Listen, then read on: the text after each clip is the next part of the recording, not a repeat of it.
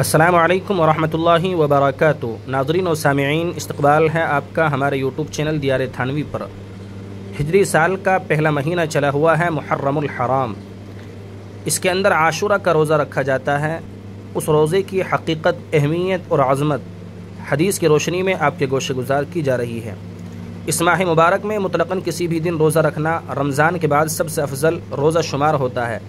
نیز 9 اور 10 محرم یا 10 اور 11 محرم کا روزہ رکھنا اور بھی زیادہ فضیلت کی چیز ہے۔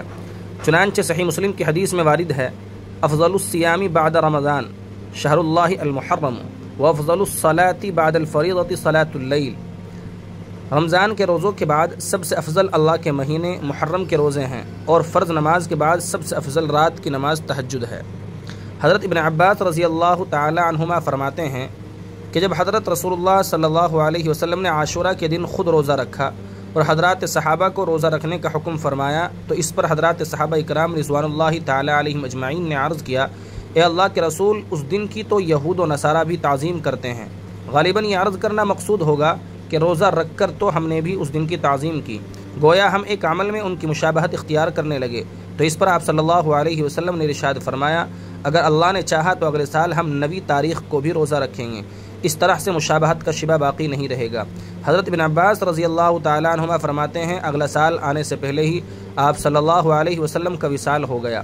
اسی وجہ سے فقہاء کرام فرماتے ہیں صرف عاشورہ کا روزہ نہ رکھا جائے، بلکہ اس کے ساتھ 9 یا 11 محرم کا روزہ بھی ملا لیا جائے، تاکہ یہود کے ساتھ مشابہت سے بچ سکیں۔ صحیح مسلم کی ہی ایک اور روایت سے معلوم ہوتا ہے کہ قریش بھی زمانہ جاہلیت میں عاشورہ کا روزہ رکھتے تھے۔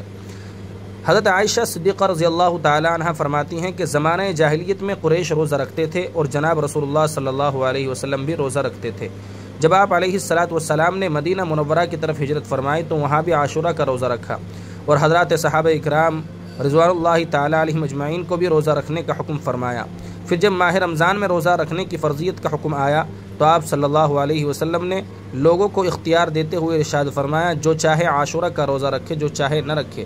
اس حدیث مبارکہ سے معلوم ہوا کہ ہجرت سے قبل بھی حضور صلی اللہ علیہ وسلم کی اپنی عادت شریفہ روزہ رکھنے کی ہی تھی، اور ہجرت کے بعد دوسروں کو بھی تاکید فرماتے تھے۔